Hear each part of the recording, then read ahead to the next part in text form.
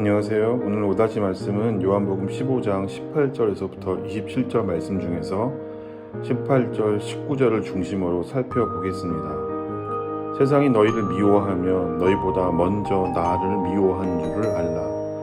너희가 세상에 속하였으면 세상이 자기의 것을 사랑할 것이나 너희는 세상에 속한 자가 아니요 도리어 내가 너희를 세상에서 택하였기 때문에 세상이 너희를 미워하느니라. 사도 요한의 제자 폴리캅이라는 교부는 예수님을 부인하지 않으면 죽이겠다는 위협 앞에서 다음과 같이 말했습니다. 내가 86년 동안 그분을 섬겨왔지만 그분은 한 번도 나를 부인하신 일이 없는데 내가 어떻게 나의 왕이요 나의 구주이신 그분을 욕할 수 있겠습니까? 폴리캅은 기꺼이 화형을 당하며 예수님께 대한 변치 않는 그의 사랑을 고백했습니다. 추석 아침에 폴리캅의 순교 이야기를 하는 것이 좀 타이밍상 안 맞는 것 같기도 하지만 예수님은 이것이 예수님 제자들의 운명이라고 말씀하고 있습니다.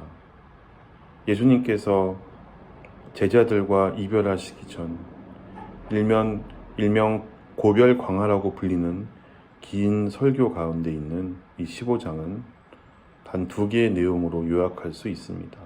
앞부분은 내가 너를 사랑한다. 내 안에 거하고 서로 사랑하라. 그리고 오늘 본문인 뒷부분은 세상은 너희를 미워할 것이다. 이상히 여기지 말아라. 세상이 도대체 왜 예수님을 미워하고 예수님 제자들을 미워할까? 예수님 미워하는 데는 이유가 없습니다.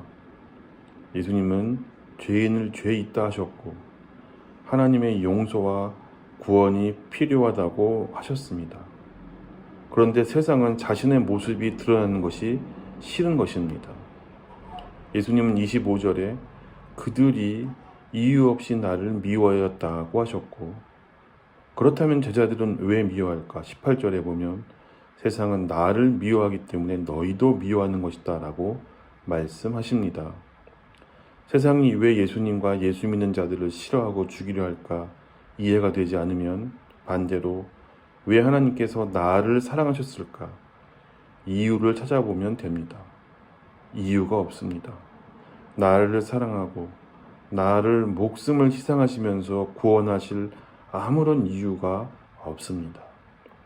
하나님의 이유 없는 사랑, 세상의 이유 없는 미움, 이것이 우리 삶을 해석하는 중요한 열쇠 중에 하나입니다. 이 말씀을 듣고 나는 정말 세상의 사랑을 받고 싶은데 라고 생각하는 분이 있을지도 모르겠습니다. 그것은 예수님의 사랑이 무엇인지 모르기 때문입니다.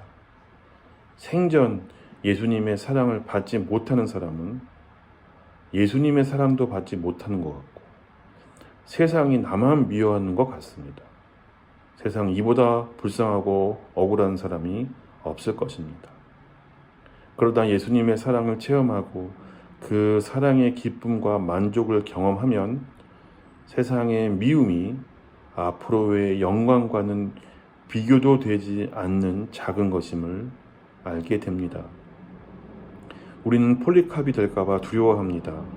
예수 열심히 믿으면 세상의 미움을 받아 죽도록 고생하다가 결국 죽게 되는 것이 아니야? 그러나 우리가 진정 보아야 할 것은 죽음 앞에서도 예수님의 사랑으로 인해 죽음이 두렵지 않은 기쁨, 죽음보다 강한 사랑을 느끼는 그 폴리캅을 보고 부러워해야 합니다.